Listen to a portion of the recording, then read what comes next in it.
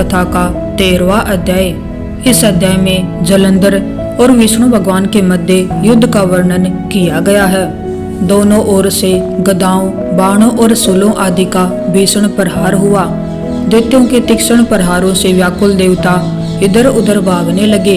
तब देवताओं को इस प्रकार भयभीत हुआ देख गरुड़ पर चढ़े भगवान युद्ध में आगे बढ़े और उन्होंने अपना सारंग नामक धनुष उठाकर बड़े जोर का टंकार किया।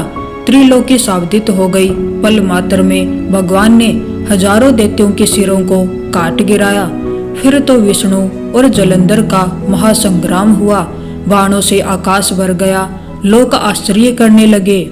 भगवान विष्णु ने बाणों के वेग से उस दैत्य की ध्वजा, छत्र और धनुष बाण काट डाले। इससे व्यथित हो उसने अपनी गदा उठाकर गरुड़ के मस्तक पर दे मारी। साथ ही क्रोध से उस दैत्य ने विष्णु जी की छाती में भी एक तीक्ष्ण बाण मारा। इसके उत्तर में विष्णु जी ने उसकी गदा काट दी और अपने सारंग धनुष पर बाण चढ़ाकर उसको बींधना आरंभ किया। इस पर जलंधर इन पर अपने पेने बाण बरसाने लगा। उसने विष्णु जी को कई पेने बाण मारकर वैष्णव धनुष को काट दिया। धनुष कट जाने पर भगवान ने गदा ग्रहण कर ली और शीघ्र ही जलंधर को खींचकर मारी। परंतु उसे अग्निवत अमोघ गदा की मार से भी वह दैत्य कुछ भी चलायमान न हुआ। उसने एक अग्निमुख त्रिशूल उठाकर विष्णु पर छोड़ दिया। विष्णु जी ने शिव के चरणों का स्मरण कर नंदन नामक त्रिशूल से उसके त्रिशूल को छेद किया। जलंधर ने झपट कर विष्णु जी की छाती पर एक जोर का मुष्टिक मारा। उसके उत्तर में भगवान विष्णु ने भी उसकी छाती पर अपनी एक मुष्टिक का प्रहार किया। फिर दोनों घुटने टेक बाहुओं और मुष्टिकों से बाहु युद्ध करने लगे। कितनी ही देर तक भगवान उसके साथ युद्ध करते रहे। तब सर्वश्रेष्ठ मायावी भगवान उस दैत्य राज से मेघवाणी में बोले, हे रण धूमर्द दैत्य श्रेष्ठ, तू धन्य है जो इस महायुद्ध में इन बड़े बड़े आयुधों से भी भयभीत न हुआ। तेरे इस युद्ध से मैं प्रसन्न हूँ। तू जो चाहे वर मांग। मायावी विष्णु की ऐसी वाणी सुनकर जलंधर ने कहा, हे भावुक, यदि आप मुझ पर प्रसन्न हैं तो यह वर दीजिए कि आप मेरी बहन तथा अपने सारे कुटुंबियों सहित मेरे घर पर निवास करें। नारद जी बोले।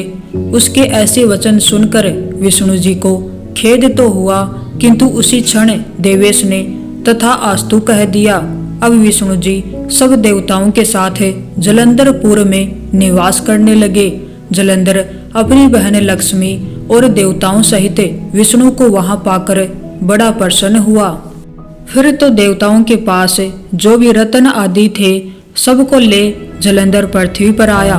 निशुंभ को पाताल में स्थापित कर दिया और देव, दानव, यक्ष, गंधर्व, सिद्ध, सर्प, राक्षस, मनुष्य आदि सबको अपना वंशवर्ती बना त्रिभुवन पर शासन करने लगा। उसने धर्म अनुसार सुपुत्रों के समान प्रजा का पालन किया। उसके धर्म राज्य में सभी सुखी थे। चलिए अब हम राजा दिलीप की कहानी सुनते हैं, जो कि एक महान गौ भक्त थे। कार्तिक मास में भगवान के भक्तों की कहानी सुनने से अनंत गुना पुण्य फल प्राप्त होता है। शास्त्रों में राजा को भगवान की विभूति माना गया है। साधारण व्यक्ति से श्रेष्ठ राजा को माना जाता है। राजाओं में भी श्रेष्ठ सप्तद्वीपवती पृथ्वी के चक्रवर्ती सम्राट को और अधिक श्रेष्ठ माना गया है। ऐसे ही पृथ्वी के एक छत्र सम्राट सूर्यवंशी राज ऋषि दिलीप एक महान गो भक्त हुए। महाराज दिलीप और देवराज इंद्र में मित्रता थी। देवराज के बुलाने पर दिलीप एक बार स्वर्ग गए। देवासुर संग्राम में देवराज ने महाराज दिलीप से सहायता मांगी। राजा दिलीप ने सहायता करने के लिए हाँ कर दी और देवासुर युद्ध हुआ। युद्ध समाप्त होने पर स्वर्ग से लौटते समय मार्ग में कामधेनु मिली, किंतु सम्राट दिलीप ने पृथ्वी पर आने की आतुरता के कारण उसे देखा नहीं। कामधेनु को उन्होंने प्रणाम नहीं किया और न ही प्रदक्षिणा की। इस अपमान से रुष्ट होकर कामधेनु ने शाप दिया, मेरी संतान नंदिनी गाय यदि कृपा न करे तो यह पुत्रहीन ही रहेगा। महाराज दिलीप को शाप का कुछ पता नहीं था, किंतु उनके कोई पुत्र न होने से वे स्वयं, महारानी तथा प्रजा के लोग भी चिंतित व दुखी रहते थे। पुत्र प्राप्ति की इच्छा से महाराज दिलीप रानी के साथ कुलगुरु महर्षि वशिष्ठ के आश्रम पर पहुंचे। महर्षि सब कुछ समझ गए। महर्षि ने कहा, यह गौ माता के अपमान के पाप का फल है। सुरभि गौ की पुत्री नंदिनी गाय हमारे आश्रम पर विराजती है। महर्षि ने आदेश दिया, कुछ काल आश्रम में रहो और मेरी कामधेनु नंदिनी की सेवा करो। महाराज ने गुरु की आज्ञा स्वीकार कर ली। महारानी सुदक्षिणा प्रातः काल उस गौ माता की भली भांति पूजा करती थी। आरती उतारकर नंदिनी को पति के संरक्षण में वन में चढ़ने के लिए विदा करती।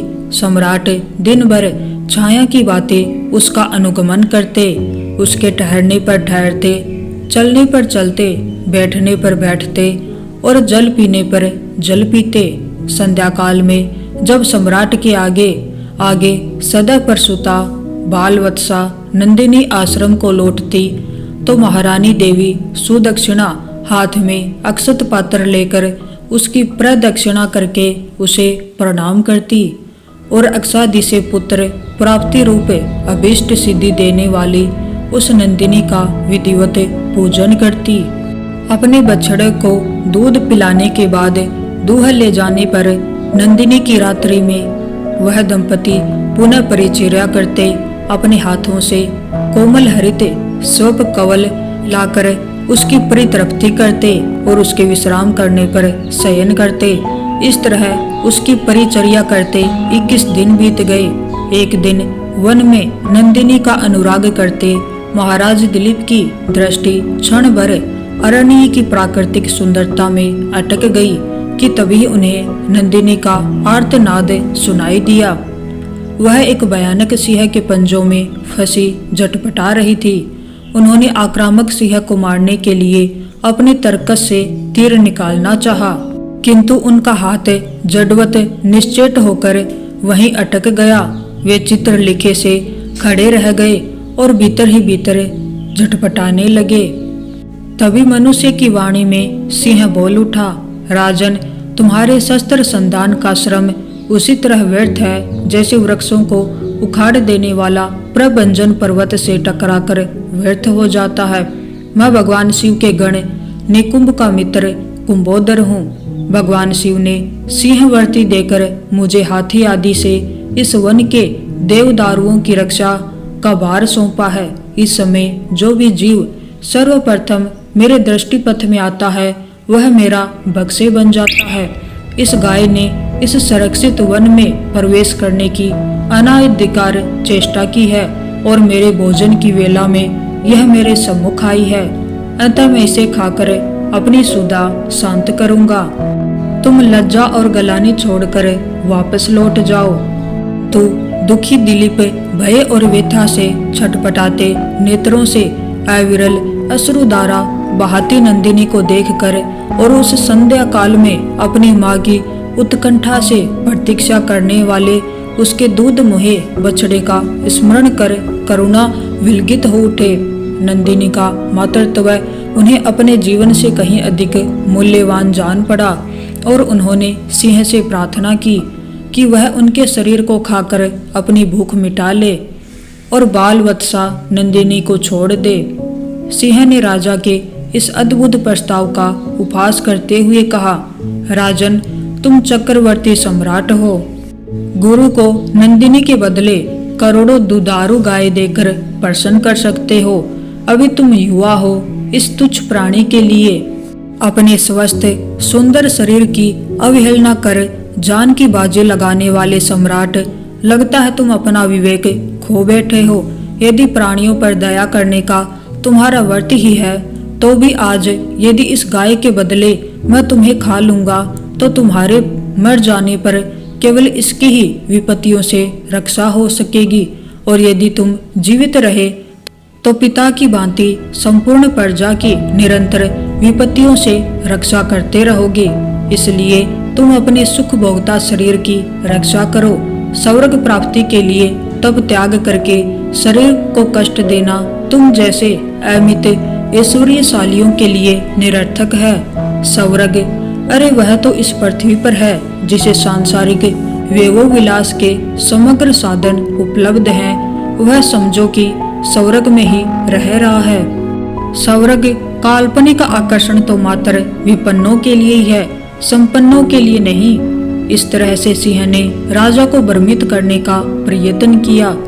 भगवान शंकर के अनुसार सिंह की बात सुनकर अत्यंत दयालु महाराज दिलीप ने उसके द्वारा आक्रांत नंदिनी को देखा, जो अश्रुपूरित कातर नेत्रों से उनकी ओर देखती हुई प्राण रक्षा की याचना कर रही थी।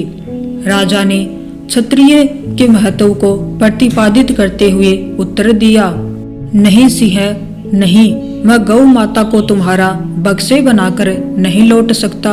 मैं अपने क्षत्रियत्व को क्यों कलंकित करूं?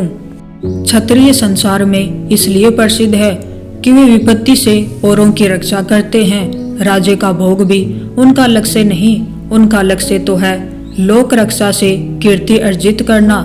निंदा से मलिन प्राणों और राज्य को तो वे तुच्छ वस्तुओं की तरह त्याग देते हैं। इसलिए तुम मेरे इस शरीर पर दयालु हो। मेरे भौतिक शरीर को खाकर उसकी रक्षा करो, क्योंकि यह शरीर तो नश्वर है, मरण धर्मा है।